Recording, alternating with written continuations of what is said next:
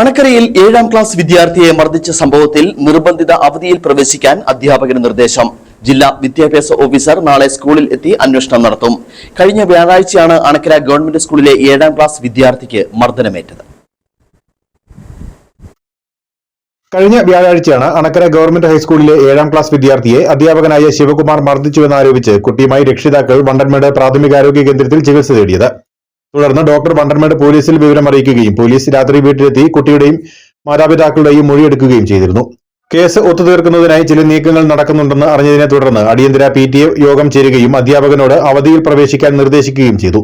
Vandanmedu police അന്വേഷണത്തിന്റെ ഭാഗമായി നാളെ സ്കൂളിലെത്തി കുട്ടികളുടെ മൊഴിയെടുക്കുമെന്ന് അറിയിച്ചിട്ടുണ്ട്. ജില്ലാ വിദ്യാഭ്യാസ ഓഫീസറും ചൈൽഡ് വെൽഫെയർ കമ്മിറ്റി അധികൃതരും സംഭവങ്ങളുടെ പശ്ചാത്തലത്തിൽ നാളെ സ്കൂളിലെത്തുമെന്ന് PTA പ്രസിഡന്റ് ടോമിച്ചൻ കോഴിമല അറിയിച്ചു. News bureau, Anakkara.